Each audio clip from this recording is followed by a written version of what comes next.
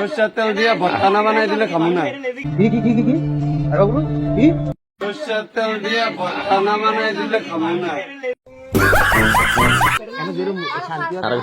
Hello guys, আসসালামু আলাইকুম। আমরা কিন্তু ল্যাংড়া খিচুড়ি খাইতে এসে পড়ছি। क्या बोला रे कुत्ते? तेरी हिम्मत कैसे हुई? मेरा नाम लिया।